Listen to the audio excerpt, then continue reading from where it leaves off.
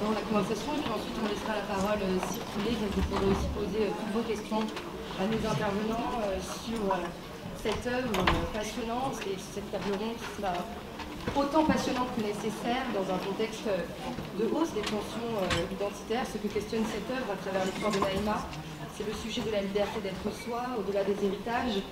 Et donc j'aimerais adresser ma première question à vous, Gaëtan Wassart. Pourquoi était-ce si important d'adapter cette fresque romanesque au théâtre? Et qu'est-ce que cela veut dire de jouer cette œuvre sur scène?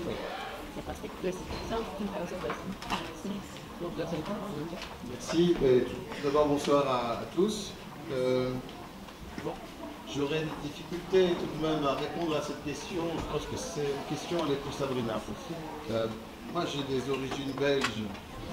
Donc, c'est vrai que j'ai été quand même confronté finalement à l'exil à travers le regard de ma mère, qui est belge et qui a 6 ans est partie vivre à Tanger jusqu'à 18 ans. Et c'était un paradis perdu toute sa vie. Elle a regretté ce paradis. Ça n'existe plus puisque ce pays, la ville a changé. Enfin voilà, donc je crois qu'on a tous un exil en soi. Et je crois qu'ici dans cette salle, beaucoup de gens n'ont aucun lien avec l'Algérie, mais vont certainement plus être touchés peut-être à un endroit qui est que on a tous laissé un pays.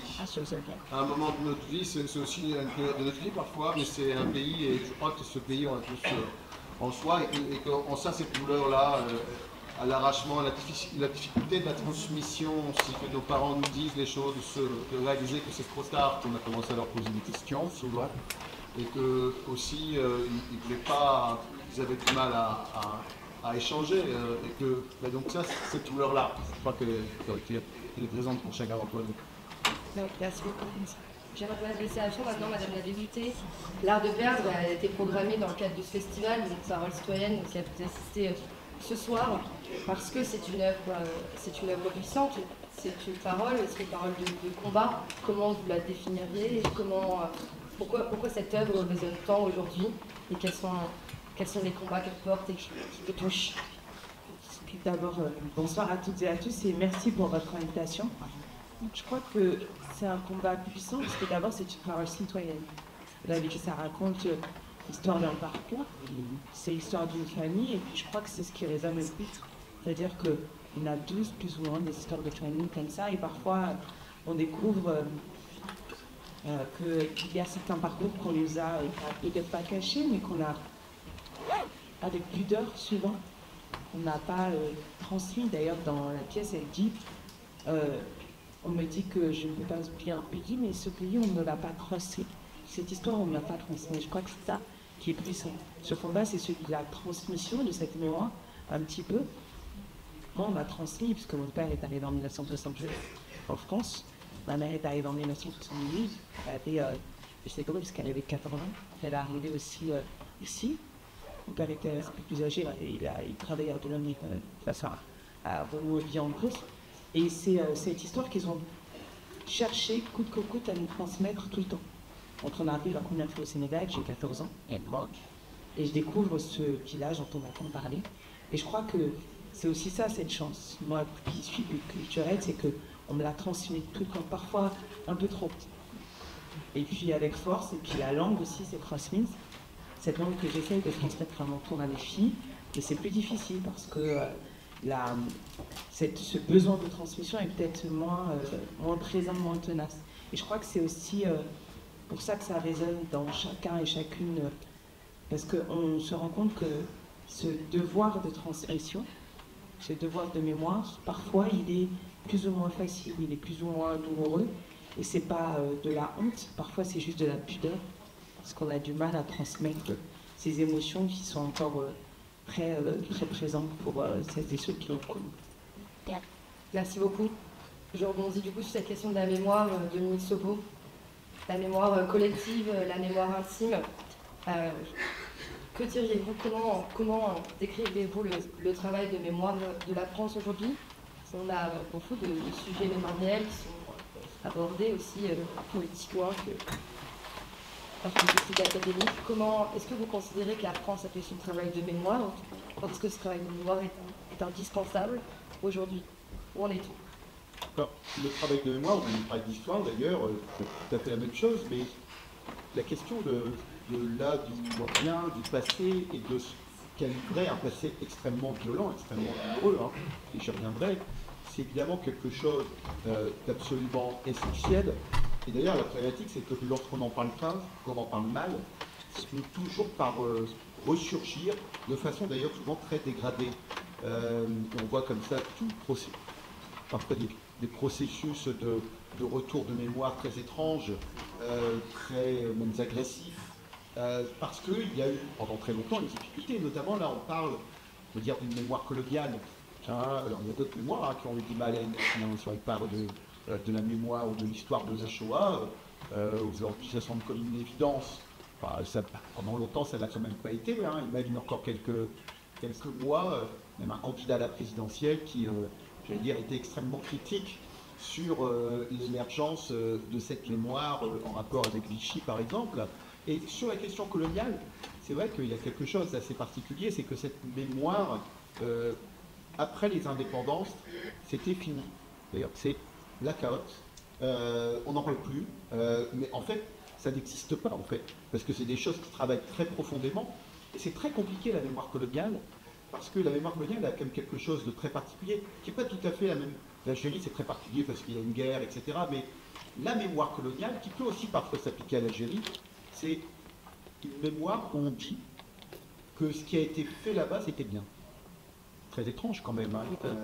Donc qu'est-ce qu'on fait quand un pays dit non, enfin, quand même, on a construit des routes, on a fait des écoles, on devrait nous dire merci, etc. Bon, alors qu'on est sur des histoires de grande violence qui parfois ne sont pas comprises lorsqu'elles ne sont pas mises dans le débat public. Hein. Je prends un exemple d'une mémoire qui n'est pas la mienne, qui est la mémoire de l'esclavage. Une fois, j'en parlais avec quelqu'un, un descendant d'esclaves, et quand il me l'a dit, c'est vrai que c'est évident, mais en fait, si on ne le dit pas, en fait, on ne peut même pas l'imaginer.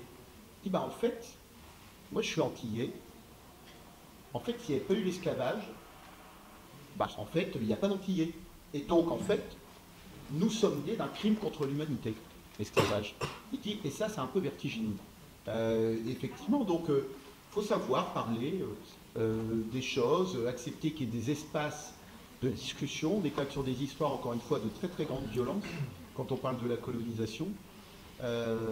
L'Algérie en étant un exemple connu dans la violence, de par la violence de la conquête qui fait encore couler beaucoup d'encre. On l'a vu ces dernières semaines avec Apathy et tout le débat que ça a occasionné, ou comment dire, l'histoire de cette guerre d'Algérie. Voilà, donc la mémoire est d'autant plus importante, et je termine sur ça, qu'en plus, sur la question particulièrement de l'Algérie, c'est en plus une mémoire qui fait entrer en ligne de compte beaucoup de groupes qui ont des mémoires très différentes. Les pieds noirs, les juifs d'Algérie, les gens qui sont d'origine immigrée, en fait, descendants des anciens indigènes, comme on dit, la question des harkis, la question des appelés en Algérie. Hein, donc c'est une mémoire extrêmement composite, extrêmement complexe, qui demande à être vraiment travaillée. J'aimerais vous poser une question assez similaire sur cette question de la mémoire de l'Algérie et sur ce malaise qui semble perdurer encore très fortement en France. Comment est-ce que vous le décrivez? Je le définis dans la mesure où il y a en France un déficit d'histoire et un excès de mémoire. Cet excès de mémoire, on l'a vu ces derniers temps, la manière dont il s'articule et sur la manière dont les Français se définissent eux-mêmes. C'est-à-dire que cette question de la mémoire et de l'histoire nous oblige à regarder notre présent et notre passé en face et de reconfigurer complètement le récit qu'on s'est raconté sur nous-mêmes. Pourquoi? Parce qu'il y a eu un déni. Et que la question de la mémoire, c'est toujours une question politique. C'est-à-dire qu'à un moment, vous allez décider de commémorer tel événement, tel personnage et pas un autre. Et je crois qu'il faut en être conscient, c'est-à-dire que même nos rues participent à la construction de cette mémoire. Ce que montre la pièce qu'on a vue, c'est la question d'un double silence. À la fois un silence familial, lorsque une partie de votre histoire ne vous a pas été transmise par vos parents. Ces silences qui peuvent s'expliquer par une question de honte, parfois un traumatisme qui est tellement violent qu'il n'est pas du tout racontable, un silence qui fait qu'on a envie globalement de ne pas transmettre en héritage les souffrances en pensant qu'avec soi-même, lorsqu'on pourra, les souffrances disparaîtront. Et en même temps, pendant très longtemps, dans les manuels scolaires, il y a eu un silence sur cet épisode-là. Moi, je fais partie d'une génération où la question de l'Algérie, on appelait ça les événements d'Alger, dans les années 80. Donc on revient fondamentalement de très très loin. Et au fur et à mesure, on voit que les crispations qui sont autour de ces questions identitaires, de mémoire et d'Algérie, sont l'expression d'un travail qui est en cours. Ça, c'est très important. Dans un ouvrage, parce que je pense qu'il ne faut pas simplement s'arrêter à la question de la mémoire, dans un ouvrage de 2010 du philosophe Paul Ricoeur, il y a ce titre-là qui s'appelle « Mémoire, histoire et oubli ». C'est-à-dire, mémoire, histoire et oubli, c'est la manière dont les êtres humains convoquent le passé, soit par la mémoire, par une construction, soit par le travail de l'historien, soit par la question de l'oubli, des oublis refoulés, des oublis volontaires. Et on se construit, me semble-t-il, comme ça. Il a cette phrase, il dit « Je suis stupéfait par le spectacle de trop plein de mémoire d'un côté et le trop d'oubli de l'autre. Ce que je cherche, c'est une juste mémoire. » Et c'est pour ça que la question des récits permet de compliquer l'intrigue que se raconte la société française. C'est pour ça que cette pièce permet de regarder les différents points de vue, de voir qu'il n'y a pas de vérité au sens d'une vérité absolue, mais il y a des histoires intimes, il y a des non-dits, il y a des silences, et qu'il faut pouvoir mettre ça pour complexifier la question de la mémoire, pour complexifier la question de l'histoire, parce que c'est cette complexité qui fait que nous devenons humains. Merci beaucoup. Je parlais d'accueillir. Parce que moi, je suis en 60, j'étais en Algérie. On va faire toute une salle de questions juste après. Ah non, C'est vraiment d'explication. J'en profite du coup pour accueillir et féliciter Sabrina Kouroumi pour sa très jolie performance ce soir.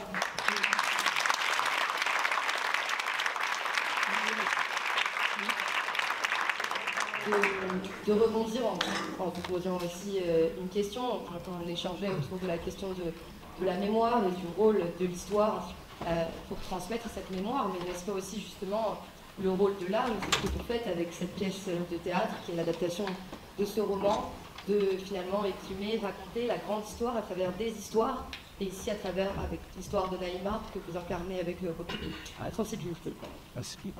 Merci, et merci d'avoir été si nombreux. Je prends le dialogue en cours de route. Merci à vous tous. Effectivement, c'est un pari d'adapter un roman de plus de 500 pages, qui est une espèce de saga familiale, pour ceux qui l'ont lu ou pas lu. En tout cas, on suit l'histoire de cette famille qui subit on peut le dire, subir, je ne sais pas, mais en tout cas, qui est frappée de plein fouet par cette guerre d'Algérie, qui se retrouve effectivement en France et un peu, quelque part, oubliée. On emploie souvent ce terme du silence qui traverse toutes les générations.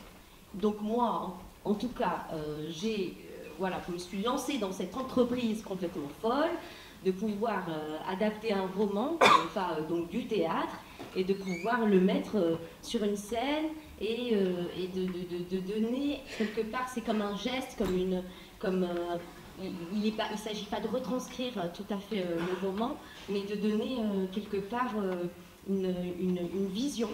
Et donc, comme vous avez pu le constater, moi je suis partie par la cellule familiale.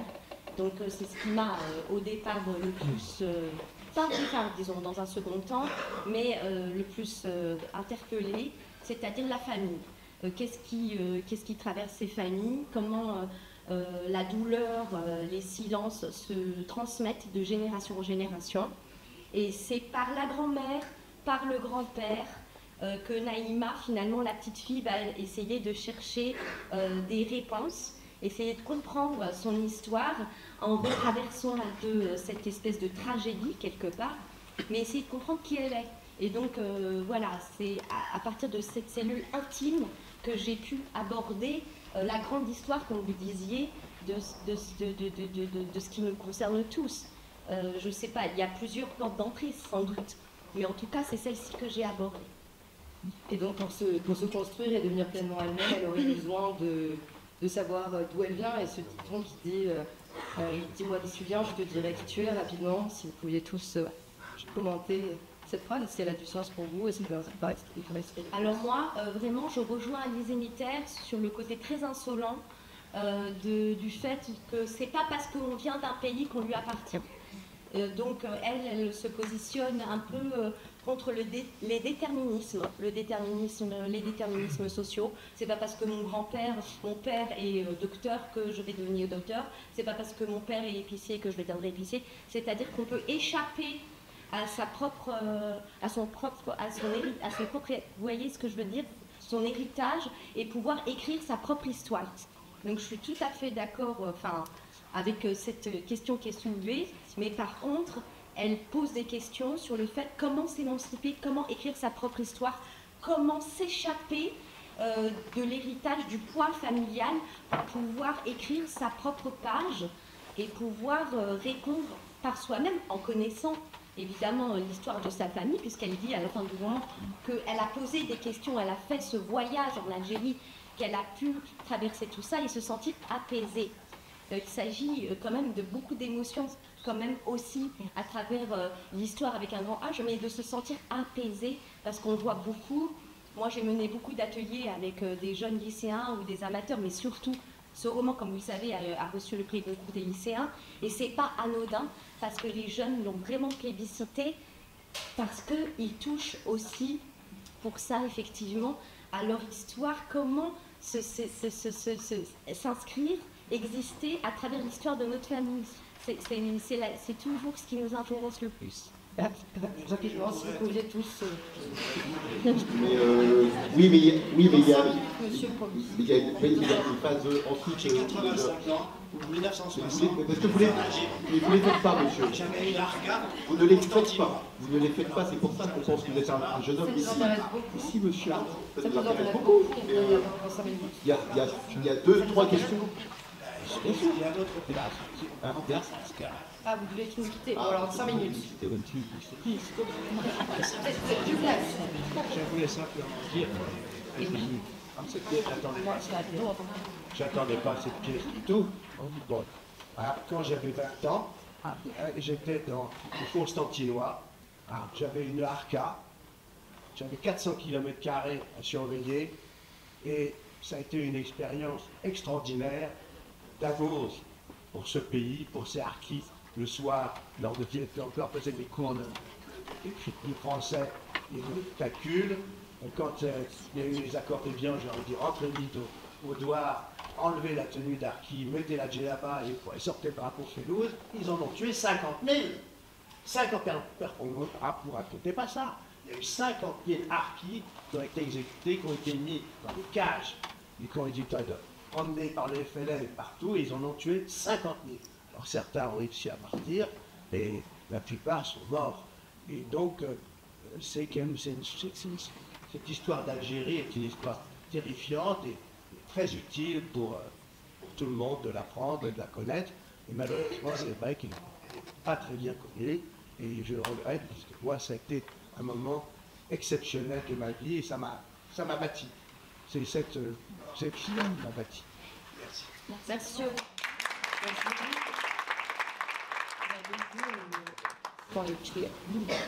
vais reprendre le fil. Allez-y, je vous en prie. On est fil sur l'expression. Alors, quand on dit moi bien, je suis dirais tué, déjà il faut avoir l'humilité de peut-être se dire qu'on ne sait pas qui est l'autre et qu'on peut peut-être écouter qui il est, parce qu'en fait dans cette expression il y a quelque chose de comme si on pouvait se mettre à la place de l'autre. Mais savoir, déjà on a parfois du mal à savoir qui on est soi-même.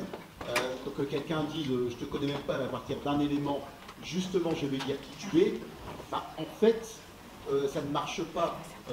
C'est quand même ça la réalité. On a toujours à voir à faire avec sans doute son passé et les silences, et c'est ce que raconte ce roman. Mais effectivement, ce qu'est une personne, c'est quelque chose de très complexe, et le rapport que l'on a avec ses origines réelles, supposées, mythiques, reconstruites parfois, c'est quelque chose qui appartient à chacun. Donc non, je ne suis pas complètement d'accord évidemment avec le caractère très généralisant et quand même, je trouve très anxiogant de cette expression. Encore une fois, écoutons qui sont les gens, plutôt que de penser, on pourrait le dire sans même teaser à mettre au niveau sur quelque chose quand même certainement complexe. D'accord. Ça peut rebondir sur ce que tu dis. En fait, je crois qu'il y a aussi cette espèce d'impératif à chaque fois. C'est ce que je dis souvent, c'est difficile de se sentir d'ici quand on n'arrête pas de me rappeler qu'on est d'ailleurs. Et même depuis 3-4 générations. Effectivement, moi je fais partie de ces gens dont les origines sont visibles. Et donc je trouve grosse tout ça. Moi je suis aussi suédoise du Sud. Et donc, c'est vrai que c'est difficile parce que, même en étant une élue de la République, moi très souvent j'ai des gens qui disent les élus, ils sont sortis ah mais moi je suis élue dans mes disciplines, etc. Non mais avant, je vais commencer avant. Ben, tu sais, avant. Je sais pas avant qui. Je sais pas, tes parents, etc. Je sais pas, c'est un télémort français. Donc je fais l'idiote, mais il y a cette espèce de convocation permanente où vous devez dire d'où tu viens. Et en fait, je pense que c'est beaucoup plus complexe que ça. Moi, j'ai été, dans ma vie précédente, professeur de lettres et histoire géo en lycée près. Et un des aspects qu'on travaillait, c'était l'identité des Bassicos. Moi, j'aimais beaucoup travailler sur les identités de prière d'Anne et expliquer à mes élèves qui étaient souvent d'origine multiple, j'étais au bas du forêt pour avoir 13 ans, leur expliquer que l'identité, c'est quelque chose de tellement complexe, qui est tellement multiple, et qu'on n'est pas le même en classe que celui qu'on est à la maison, celui qu'on est avec ses amis, que celui qu'on est en interaction avec les gens qu'on ne connaît pas, et que c'est toutes ces facettes de notre identité qui fait ce qu'on est. Et que du coup, en fonction de à quel moment on pose la question de ma vie et à quel moment, avec les gens avec qui je suis ne suis pas la même personne. Je ne me définis pas de la même manière. Et je crois qu'il y a quelque chose d'un peu de rentrer les gens dans des cases quand on dit dis-moi d'où tu viens, je te dirai qui tu es. C'est pas vrai, c'est pas parce que le fait de savoir d'où on vient, ça participe de notre identité. Et ça ne définit pas qui on est. Donc je crois qu'il y a aussi quelque chose d'un peu sommatif dans cette phrase. Je n'ai pas entendu la question. On discute de l'assignation aussi identitaire, où on colle sur la peau une étiquette présumant de là d'où vous venez et présumant que ces origines forgeraient votre identité véritable. Et du coup, l'idée c'est que chacun exprime son sentiment sur ce sujet. Oui, alors, l'identité, bien sûr, voilà. L'être humain a des identités multiples. L'identité des origines, elle est importante.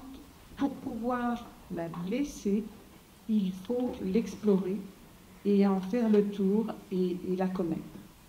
Tant qu'on est bloqué sur une de nos identités, on ne peut pas advenir en tant qu'être humain universel. Et par contre, il ne faut pas en rester là. C'est une erreur pour en rester à son identité et de revendiquer son identité par les origines, ou son identité par son genre, ou son identité. Il faut les connaître, les explorer et passer à autre chose, à la suite qui est plutôt l'universalité. Voilà, c'est aucun être humain de l'univers, c'est rien de peine. C'est ma conviction. Et puis, pour en revenir à Lise Nickel, c'est vrai ce qu'on disait Sabrina. Elle a exploré sa relation à ce pays, sa relation à son histoire, sa relation à son passé, sa relation effacée de sa famille. Je vous remets tout cela. C'est important de rechercher son histoire, son passé, pour pouvoir avancer. Et on voit justement, on voit toujours Naïba à ses origines, alors même qu'elle ne connaît pas son histoire familiale. Et comment vous parlerez de ce réflexe de renvoyer systématiquement les gens à leur origine? Elle en souffre et en même temps, elle est dans cette quête-là.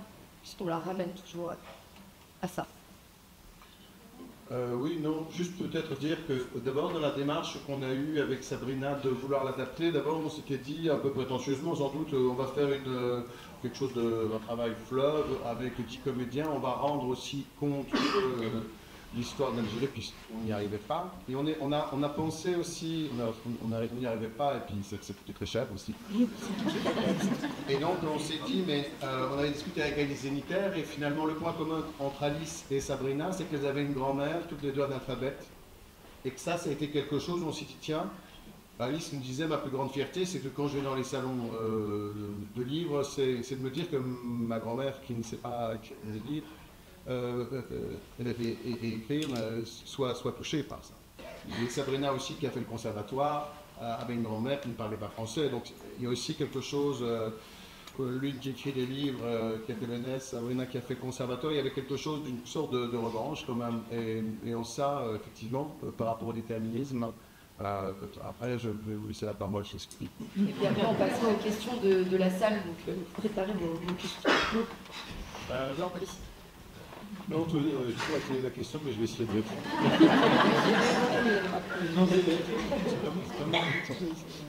Par rapport à la question que vous posiez sur la question « dis-moi qui tu es », je te dirais « d'où tu viens », je dirais qui tu es.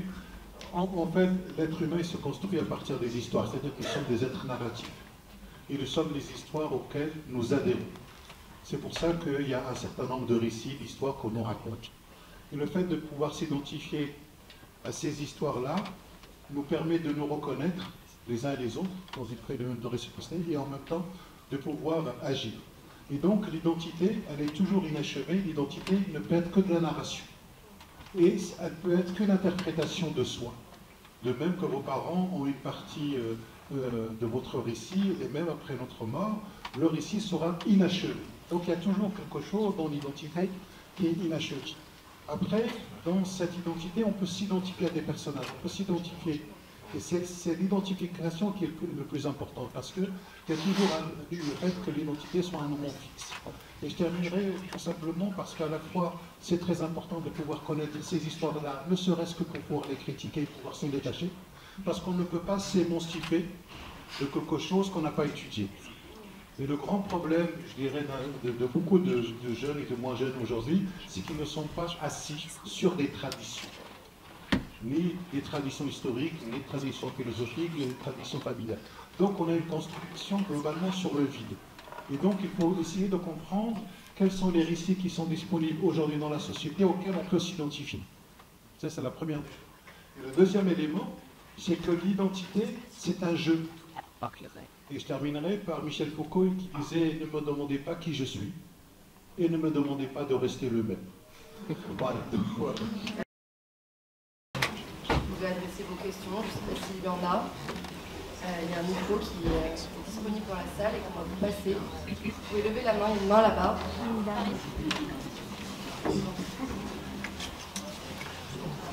passer le micro de main en main.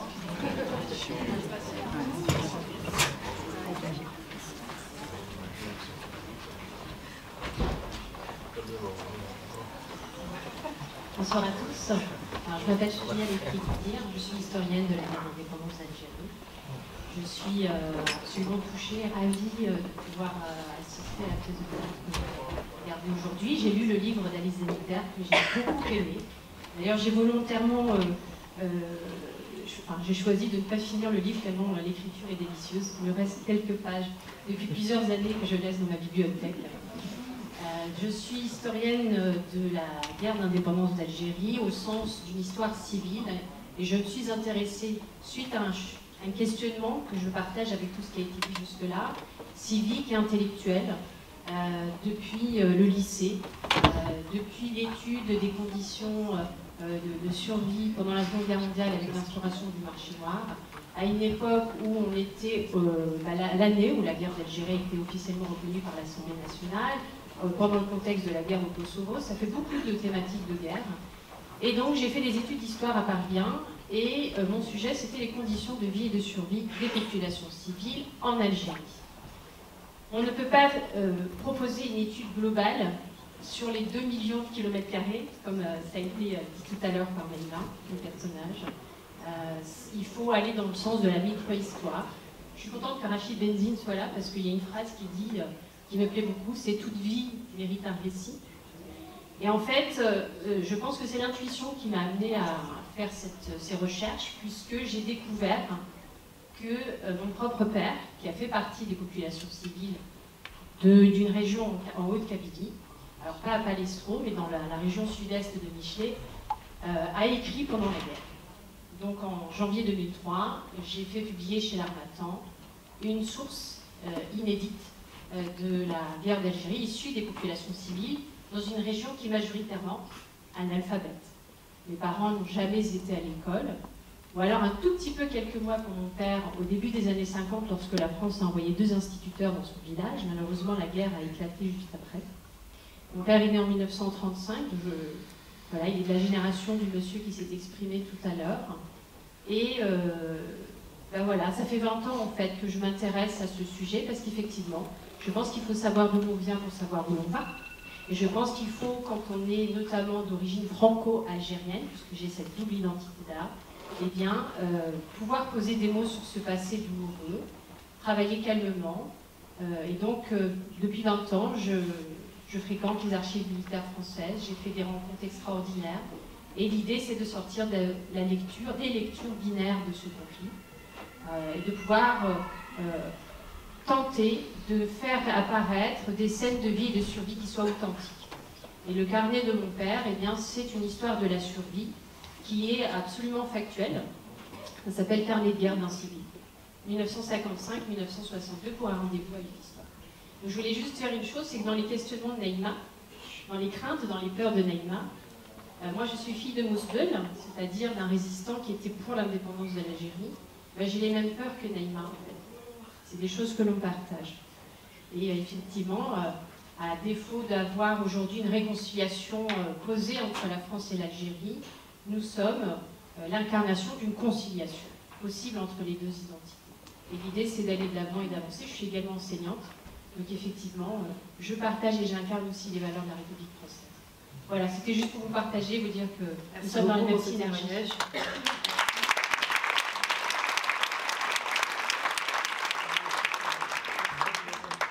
Je vois qu'il y a déjà une autre question, je vous en prie. Moi, je suis comédien, j'aimerais poser une question. Merci d'abord pour les acteurs et les artistes. J'ai pas lu les livres, mais c'est un sujet sur lequel j'ai travaillé un peu sur le théâtre, le problème de l'identité. Et l'identité multiple, comme chez Darmorin ou chez d'autres, elle est multiple chez l'individu, mais elle est multiple aussi quand ça devient dans le domaine collectif, c'est-à-dire au niveau des pays, de l'histoire. On peut toujours, on a quelque chose en commun entre l'individu et l'histoire commune, c'est le trauma. Et le trauma, évidemment, c'est comme une plaie. Plus elle est récente, plus elle est encore là. Sa présence fait mal. Et donc aujourd'hui, le traumatisme de cette identité-là, on la trouve chez trois ordres historiques. C'est-à-dire, on la trouve chez les victimes de la Shoah, chez les victimes de la colonisation et chez les victimes de l'esclavage. Les livres témoignent de ça, évidemment. Le théâtre témoigne de ça, la chanson témoigne de ça. Et comment aujourd'hui, les artistes, parce qu'il s'agit d'une initiative quand même d'artistes, que ce soit l'auteur ou que ce soit le théâtre, comment aborder cette question d'identité sans faire une hiérarchie douloureuse pour les uns, sans comme on le voit tous les jours. Regardez ce qui s'est passé dans les médias quand il y a une mémoire qui vaut plus que d'autres, ou quand on en parle, quand on va creuser. C'est-à-dire comment aujourd'hui, en France, c'est-à-dire essayer de trouver ce consensus dans le problème de la mémoire lié à l'identité collective pour trouver un consensus sans violence. Je termine. L'identité, comme il avait dit Michel Foucault, elle bouge. L'Algérien, aujourd'hui, si on parle concrètement, comme dans la pièce, l'Algérien, ou le Raki, ou le Kabyle, ou l'immigré, cet Algérien, il n'était pas algérien, il était berbère, il était africain, il était romain, il était kabyle, il était turc, et après il était français. Vous voyez? Alors, quelle identité il a? Le français, ici, sa chrétienté, elle est orientale. Est-ce que le français, aujourd'hui, il est oriental? Parce que la chrétienté, elle vient de l'Orient. Non. Donc l'identité, elle a bougé, elle bouge. Et aujourd'hui, stigmatiser ceux qui ont le volant de cette identité, ils la font bouger, ben, c'est stigmatiser, et on aimerait bien que les artistes essayent comment dirais-je, d'aller vers quelque chose de positif. Parce que là, je suis désolé, il y a quelque chose dans la caricature de cette identité qui traîne encore. On dirait que c'est une identité de l'Algérie, pas de la colonisation. Ce trauma, il fait mal à la France. Oui. Et ça, je trouve que c'est un peu dommage. Oui, moi je vais laisser les intervenants rebondir, parce que vous avez posé beaucoup de questions. Comment traiter notre héritage et le comprendre sans le rendre peut-être culpabilisant, et comment le vivre au présent, en fait, cet héritage. Je ne sais pas lequel d'entre vous veut réagir.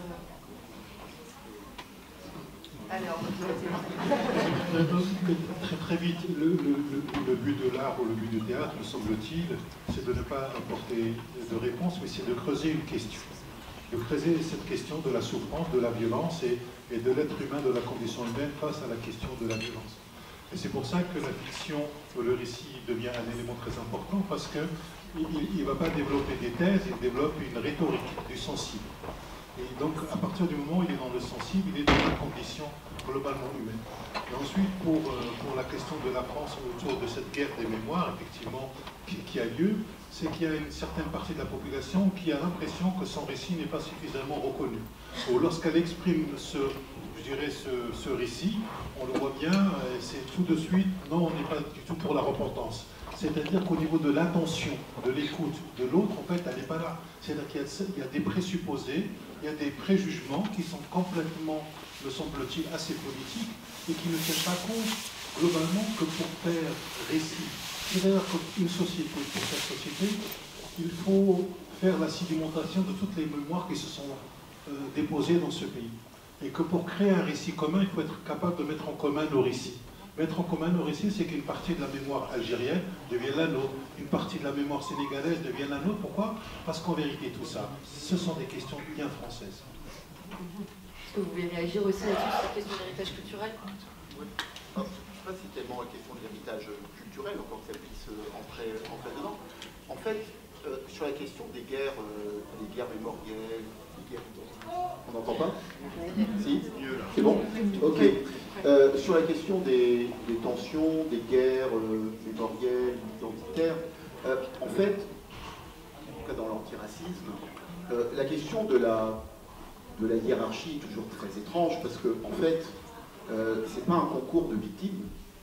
Quand on est un militant pour l'égalité, si je le prends du point de vue cette fois-ci de l'antiracisme, qui a un angle un peu différent que celui qu'a évoqué Rachid, mais volontairement pour ne pas être dans la répétition. En fait, la question n'est pas de savoir qui est le plus victime dans l'histoire. La question est de savoir, lorsqu'on se retourne sur ce passé dont on sait qu'il est toujours agissant, dans des systèmes de représentation, dans des douleurs qui peuvent être extrêmement puissantes chez les gens, sur des rancœurs que l'histoire a pu léguer, et la question algérienne le montre suffisamment encore aujourd'hui. La question n'est pas qui est le plus victime, la question est de savoir comment on fait société ensemble. Enfin, c'est ça le sujet. Parce que la question du passé, c'est jamais une question sur le passé, c'est toujours une question de présent. Même quand on commémore, en réalité, c'est pas pour les morts qu'on commémore, c'est pour nous-mêmes. Les morts ne sont plus là. Ça dit quelque chose de ce que l'on veut se raconter à nous-mêmes. Même les commémorations se tourner vers le passé. Et donc c'est une question de présent et d'avenir. Et la question des hiérarchies, la question de qui serait plus victime que l'autre, c'est évidemment quelque chose de totalement mortifère, et qu'en fait il faut être capable d'être dans une forme d'empathie. Césaire disait, dans un cahier d'un retour au pays natal, il disait comme il y a des hommes hyènes et des hommes panthères, je serai un homme juif, un homme cafre, un homme hindou de Calcutta, un homme de Harlem qui ne vote pas. Et en fait, il y a cette capacité à dire, en fait, y compris lorsque l'on est soi-même pris dans les grands tourments de l'histoire, c'est aussi comment on a une capacité à être en résonance avec l'autre. Et cette question de la résonance avec l'autre, cette question de l'empathie, d'une certaine façon, il faut plutôt la cultiver plutôt que de la bloquer, en présupposant que la personne qui dit souffrir à côté de soi, en fait, sa souffrance est une expression de malveillance, en tout cas l'expression de sa souffrance est une expression d'une malveillance, et que si vraiment on reconnaissait sa souffrance, ce serait une moindre reconnaissance de la nôtre. Je pense que on a tous à gagner à être en résonance, plutôt que d'être dans des compétitions extrêmement mortifères, et qui d'ailleurs sur le plan politique, tu parlais du plan politique, font qu'aujourd'hui cette question des compétitions qui s'articulent avec de l'identitaire, ça fait qu'on a par exemple sur le plan politique des gens qui en fait qu'on appelle les accélérationnistes, qui espèrent une guerre civile ethnique, histoire de, on pourra liquider dans les Arabes comme ça, parce qu'au moins il y aura une guerre, et comme ça on va accélérer le travail. Les accélérationnistes, ce sont il faut aller vite vers la guerre civile, parce que de toute façon elle est inévitable, et c'est souvent fondé sur ces accusations qu'on demanderait de la repentance, je ne sais pas quoi, repentance, les gens qui sont ici. Personne n'a colonisé l'Algérie dans la salle. Le très vieux monsieur n'est pas assez quand même, me semble-t-il, pour que les gens aient une part de responsabilité dans la colonisation de l'Algérie ou d'un autre territoire ou dans l'esclavage. Par contre, c'est vrai que c'est important d'être réflexif, chacun, chacune, sur ce que l'histoire elle a légué et de ne pas regarder à côté de ce que cette histoire elle a légué, parce que c'est aussi des histoires de grande violence. Il faut quand même entendre que ce dont on parle, c'est des grandes violences. L'esclavage, je disais tout à l'heure, naître d'une matrice qui est un crime, ça n'est pas rien. La question de la colonisation, non, c'est pas une question de route et d'hôpitaux, c'est une question de répression, c'est une question d'un viol systématique des femmes pendant des dizaines d'années, c'est ça aussi la colonisation. Et c'est peut-être même surtout cela. La question de la Shoah, évidemment, où là on est sur des destructions à caractère génocidaire. Ces grandes violences, évidemment qu'elles produisent quelque chose dans l'intime et dans les systèmes de représentation, et c'est ça qu'il faut être capable de travailler collectivement. La question c'est comment on fait société.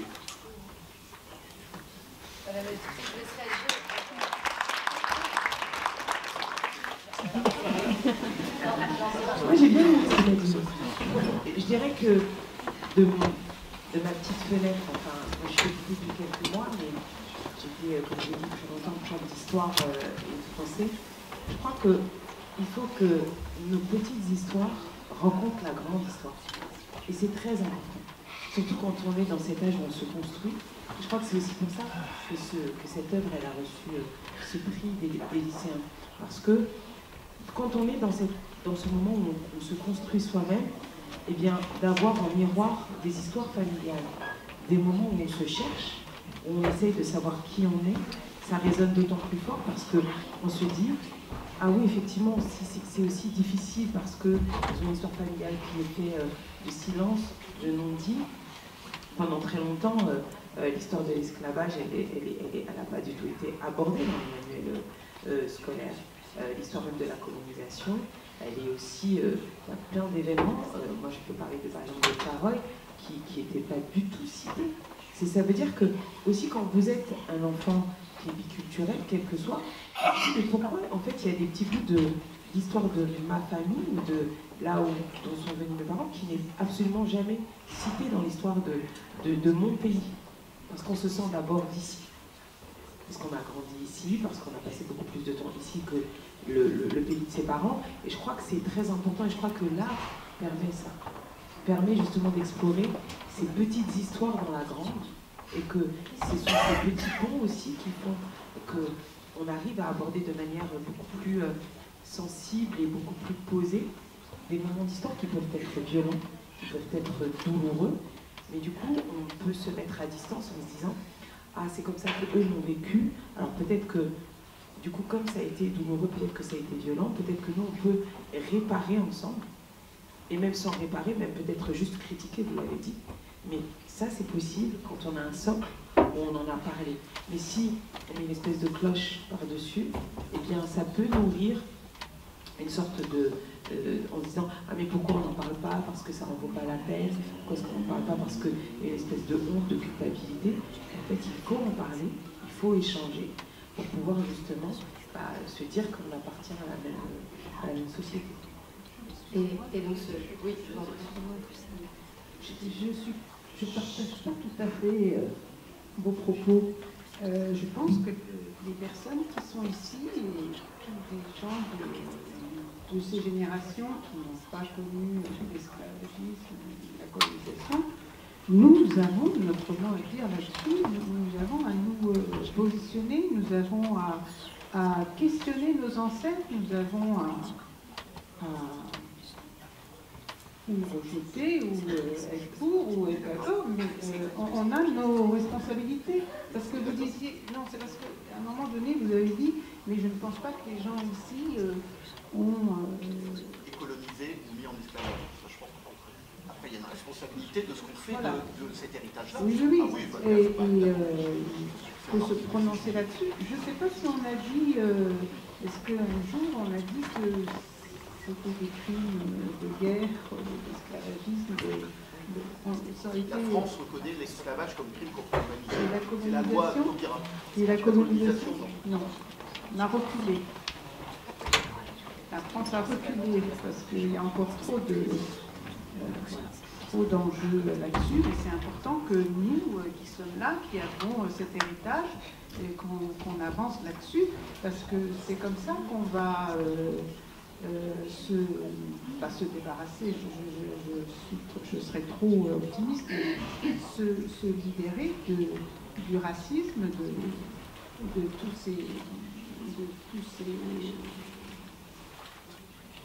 tous ces mots. Et puis pour répondre à notre collègue comédien, oui, mais là, c'est le point de vue de Alice Zélifer à travers les paroles de Naïma. C'est son histoire, elle ne fait pas une généralité, elle dit qu'elle a, voilà, c'est comme ça qu'elle a traversé cette histoire, cette situation, de se retrouver petite fille de Harki, petite fille d'Algérien en France, avec tout ce qu'on lui renvoie. Ce sont ses émotions, c'est comment elle vit tout ça. Et voilà, l'artiste ne peut que, pas dénoncer, mais livrer sa propre expérience. Après, si elle est universelle, tant mieux. Si elle ne l'est pas, c'est l'expérience d'un être humain. Et il y a peut-être des artistes qui ont des visions beaucoup plus larges et beaucoup plus grandes et qui arrivent à faire des œuvres qui englobe des choses beaucoup plus larges, tant mieux, et il en existe. Mais la portée est universelle et vos expressions ont tous démontré, et avec cette ambition commune de se réconcilier. Donc il ne me reste plus qu'à vous remercier. C'était tous, merci beaucoup.